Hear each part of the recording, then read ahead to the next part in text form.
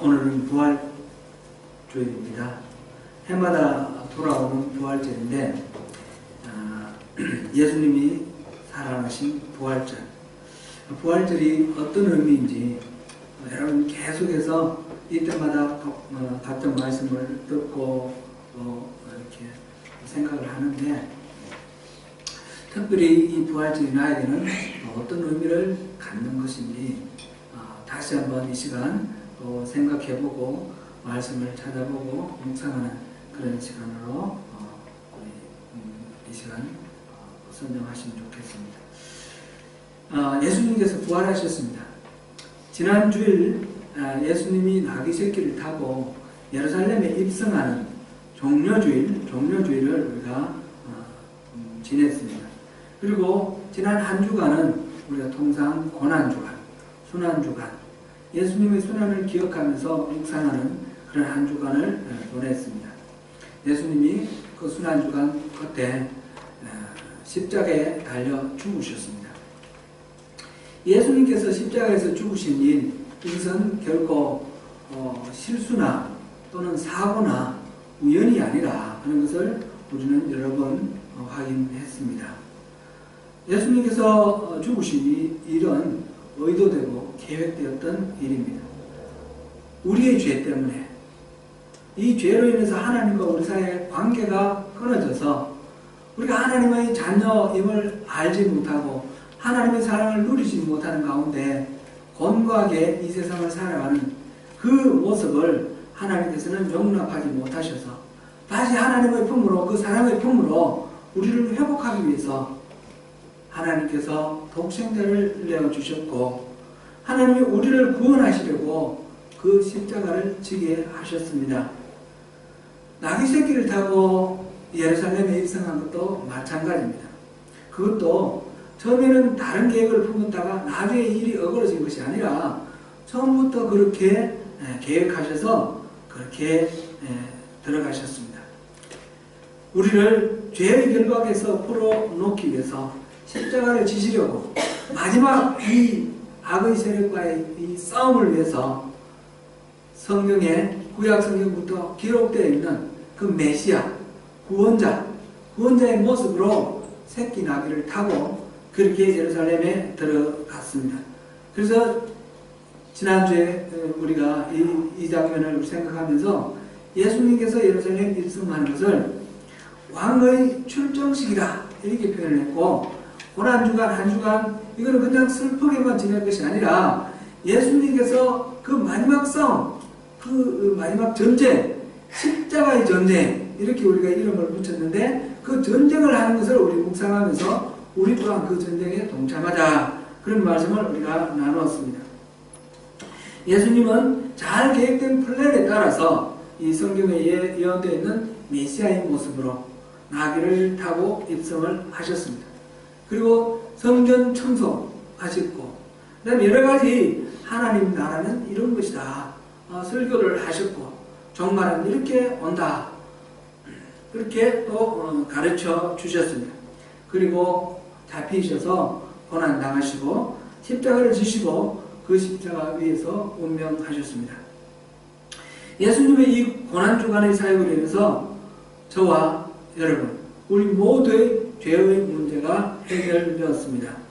예수님은 우리를 하나님으로부터 차단하고 우리를 죄 아래 가둬놓고 마음대로 우리를 지배하려고 하는 이 사단의 계획을 물리치시고 인간의 그 죄값을 다 지불함으로써 죄를 용서받을 수 있도록 그렇게 하셨습니다.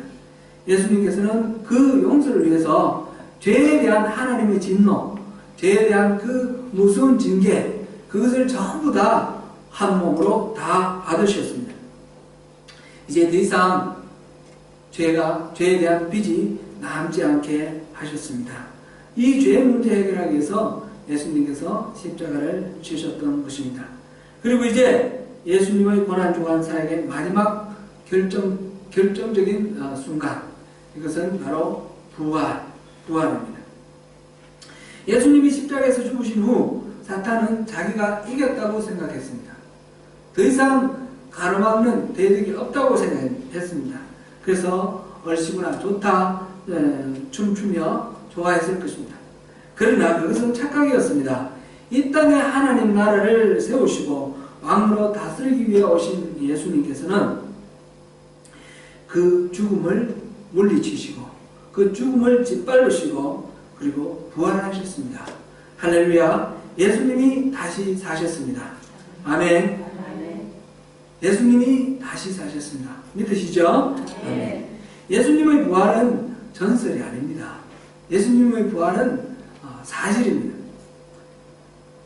오늘날 인지가 발달하고 인간 과학이 발달하고 하면서 있는 그대로 성경 말씀을 믿는 것이 참 쉽지 않습니다.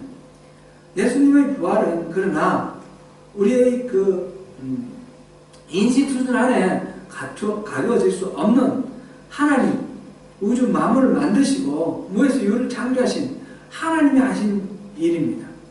이 예수님의 부활은 오늘 우리 본문에서 보는 것처럼 성경에 분명히 나와 있습니다. 그 안식일 다음날 막달라 마리아와 다른 마리아가 무덤을 보러 갔다 그랬습니다. 그럼 천사를 만났고 그 다음에 이후에 또 다른 곳에서 다른 제자들을 만나시고 다락방에서 함께 무수하면서 전전긍긍하는 그 제자들을 예수님께서 직접 찾아오시기도 하고 여러 가지 방법으로 부활하신 예수님께서 제자들을 만난 사실이 성경에 기록되어 있습니다.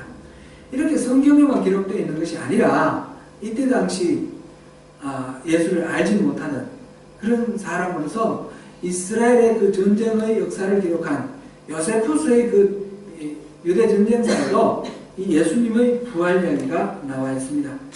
죽은 사람이 다시 살아나는 일, 그것은 믿기 쉬운 일이 아니고 또 인간 세상에서는 있을 수 없는 그런 일입니다. 그러나 하나님으로서는 능하지 못할 일이 없습니다. 무에서 유를 만드신 분이시기 때문입니다. 예수님의 부활 없이는 우리가 여러 가지 역사적으로 일어난 여러 가지 사건들 설명하지 못할 일들이 너무 많습니다.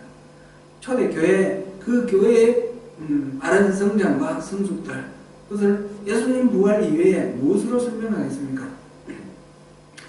예수님을 그 잡혀가시던 날 목숨을 바쳐서라도 지키겠다고 호언장담하던 그 베드로를 비롯해서 모든 제자들이 예수님을 버려두고 걸어가 나아다니라 그리고 도망갔습니다.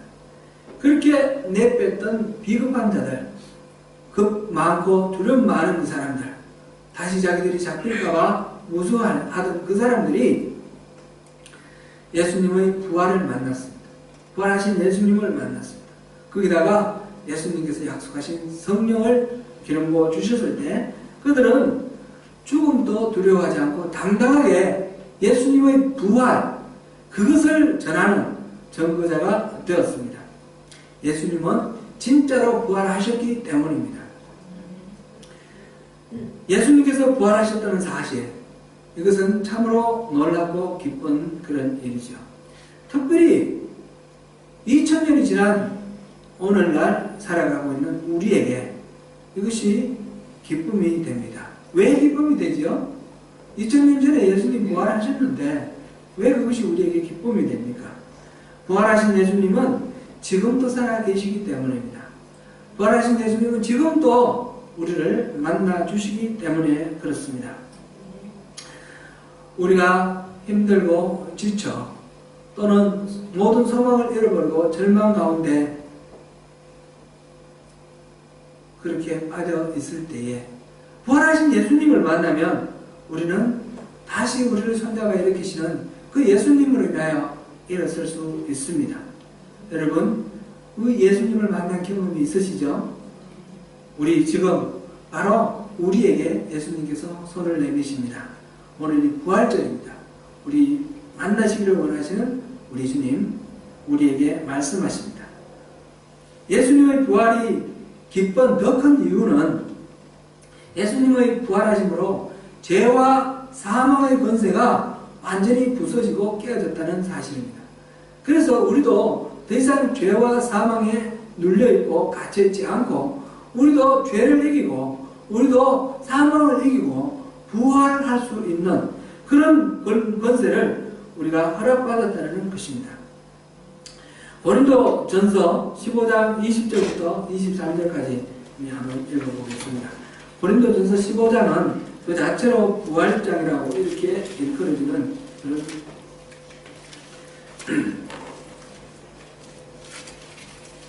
내용입니다. 고린도전서 15장 20절부터 23절까지 같이 읽어보겠습니다. 시작. 그러나 이제 그리스도께서 죽은 자 가운데서 다시 살아나사 잠자는 자들의 첫 열매가 되셨도다. 사망이 한 사람으로 말미암았으니 죽은 자의 부활도 한 사람으로 말미암도다. 아담 안에서 모든 사람이 죽은 것 같이 그리스도 안에서 모든 사람이 삶을 얻으리라. 그러나 각각 자기 차례대로 되리니 먼저는 첫 열매인 그리스도요 다음에는 그가 강림하실 때에 그리스도에 속한 자요. 아멘. 여기까지 읽겠습니다. 예수님께서 죽음을 이기시고 부활하신 그 첫 열매가 되셨습니다. 그리고 그리스도 안에서 모든 사람이 아담 안에서 죽었던 모든 사람이 이제 그리스도 안에서 다시 살아날 수 있도록 그렇게 삶을 얻게 되었습니다. 죽은 자의 부활도 이제 예수 그리스도로 말미암아서 우리 모두에게 허락되었다는 것입니다. 이제 각기 차례대로 그 일이 일어나는데 첫 열매는 그리스도고 그 다음에는 그가 강림하실 때 그리스도에 속한 자, 그리스도에 속한 자가 바로 이 삶을 다시 얻게 된다. 부활의 열매가 된다. 라는 그런 말씀입니다.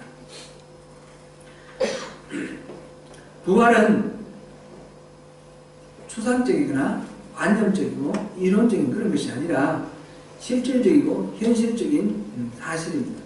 부활은 다름 아니라 몸이 부활하는 것입니다. 성경에서 말하는 특별히 고린도전서 지금 15장에서 이야기하고 있는 이 부활은 몸이 다시 살아나는 것입니다. 썩을 것으로 심고 썩지 않을 것으로 살아난다. 그렇게 42절 그렇게 말씀하셨고 육의 몸으로 심고 신령한 몸으로 다시 살아난다 라고 44절에 말씀하였습니다. 이 몸의 부활은 우리도 예수님의 첫 열매신 예수님의 그 모습 그대로 우리도 그렇게 다시 살아난다는 것입니다. 예수님이 강림하실 때 예수님은 어떤 몸을 입고 다시 살아나셨습니까? 예수님은 무서워서 숨어있는 제자들이 문을 잠그고 있었는데 그 벽을 통과해서 그 자리에 나타나셨습니다. 그리고 도마에게 창자국, 이 옆구리 창자국, 이 손바닥에 내 손을 한번 넣어보라 이렇게 말씀하셨습니다. 분명히 육체가 있습니다. 만지면 만져지는. 그리고 부활하셔서 제자들에게 또 생선을 주시면서 먹고 떡을 주시면서 같이 드셨습니다. 이렇게 음식도 섭취하시는 이런 육체입니다. 그런데 이런 육체지만 이 벽을 통과할 수 있는 그런 육체죠. 엠마오 가는 길에서 제자들을 만났는데 그 제자들과 얘기하는 가운데 이 제자들이 이분이 바로 우리가 따라다니는 그분 예수님이구나 깨달는 순간 예수님은 그 자리에서 보이지 않습니다. 말하자면 요즘식으로 표현하면 공간이동을 하는 거예요. 순간적으로 공간이동을 하시는 그런 몸입니다. 예수님이 변화산에서 그 제자들을 데리고 베드로와 요한과 야곱을 데리고 변화산에서 모세와 엘리야를 만날 때 그때 얼굴에서 빛이 났고 옷에서 빛이 났습니다. 그런 신령한 몸. 예수님을 따라다니는 제자들이 금방 예수님을 못 알아본 것은 아마 자기들이 예상했던 그런 모습이 아닌 신령한 모습이었기 때문에 그런 것 아니겠나 그렇게 우리가 생각을 해봅니다. 정확하게는 알 수가 없지만 성경은 여러 가지 묘사를 통해서 신령한 몸, 이 새 몸을 입을 것이다. 우리가 다시 부활할 때는 이 육신이 죽어서 땅에 썩어도 헐게 되고 아무것도 없더라도 새 몸으로 입을 것이고, 살아있는 사람은 이 살아있는 육신이 변화되어서 새 몸을 입을 것이고, 우리의 영도 새로운 영을 입을 것이다. 그랬습니다. 새 몸과 새 영으로 우리가 부활하게 됩니다. 그 신비한 그 몸으로 우리가 다시 부활하여서 왕 대신 하나님과 더불어서 영원한 생명을 누리게 되는 것, 그것이 부활의 실체입니다. 그럼 우리가 이제 이런 의문이 생깁니다. 누가 그 열매가 되신 주님처럼 그렇게 부활하게 됩니까? 답은 간단합니다. 거듭난 사람입니다. 거듭난 사람이 부활합니다. 무정란은 아무리 따뜻하게 하고 암탉이 품어도 깨어서 달걀이 될 수 없습니다. 병아리가 될 수 없습니다. 유정란, 그 안에 생명이 있는 계란이라야지 품을 때에 병아리가 나옵니다. 우리가 부활하는 것도 그렇습니다. 생명이 있는 자는 그렇게 부활해서 영생을 누리게 됩니다. 생명이 없는 자는 심판의 부활로 나온다고 했습니다. 다른 형식의, 전혀 다른, 차원이 다른 그런 부활이 있습니다. 유정란처럼 우리 안에 생명이 있는 사람, 거듭난 사람, 예수를 믿어 그 안에 예수님의 영이 들어와서 생명이 잉태된, 생명이 우리 안에 있는 사람, 그런 사람을 우리가 거듭났다, born again, 그렇게 말합니다. born again 한 사람이 이 땅에 살아가고 그 사람이 영원한 생명으로 이어지는 것입니다. 우리 이 땅의 삶과 예수님이 강림하시고 이 새로운 몸을 입고 새로운 영을 입고 살아가는 그 사람과 실제가 다른 것이 아니라 연장선에 있습니다. 연장선에 있는데 바로 우리가 구원받은 자, 거듭난 자, 우리가 이미 부활을 현재 속에 살아가고 있는 것입니다. 이 부활이 다시 예수님 오실 때 새 몸과 새 영으로 다시 부활하는 그런 영원한 생명으로 연결이 될 것입니다. 우리는 이렇게 거듭난 자는 하나님과 특별한 관계 속에 지금부터 하나님 나라의 백성으로서 살아가고 있습니다. 에베소서 2장 5절에서 6절 사이를 한번 읽어보겠습니다.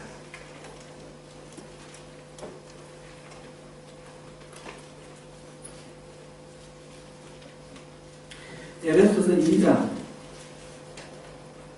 5절 6절 있습니다. 5절 6절 시작. 허물로 죽은 우리를 그리스도와 함께 살리셨고 너희는 은혜로 구원을 받은 것이라. 또 함께 일으키사 그리스도 예수 안에서 함께 하늘에 앉으시니. 아멘. 죄와 허물로 우리는 죽은 존재입니다. 아담이 타락하고 난 뒤에 우리 인간은 죽은 존재입니다. 근데 이제 우리 죽은 존재인 우리를 예수님의 부활과 함께 우리를 죽은 자 가운데서 우리를 살리셨다 했습니다. 이것이 거듭남입니다. 이것이 우리가 예수를 믿음으로써 새로운 생명을 얻는 것입니다.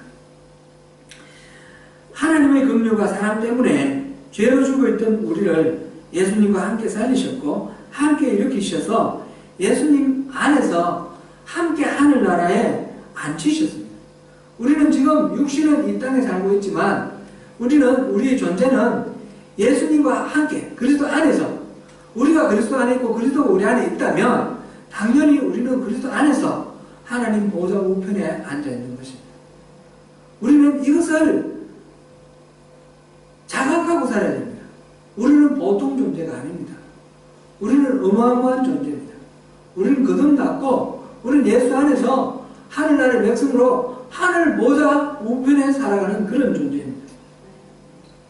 우리 안에 예수 그리스도와 함께 일으키신 생명, 그 거듭난 생명이 있다면 우리는 현재 살아가면서 그리스도 안에서 천상의 삶, 하나님 나라의 삶을 살고 있는 것입니다. 구원받은 백성은 이미 천국 백성입니다. 그리고 예수님이 다시 오시는 날 새로운 몸, 새로운 마음으로, 새로운 영으로 다시 부활할 것입니다. 사랑하는 성도 여러분, 우리가 알아야 할 진리는 참으로 단순합니다. 예수님이 십자가에서 죽으신 후 부활하셨습니다. 그리스도에게 속한 사람들, 첫 열매가 되신 예수님처럼 우리도 부활합니다. 누가 썩지 않을 영의 몸으로 부활하여 하나님과 영생을 누리게 됩니까? 지금 그리스도에게 속한 자입니다.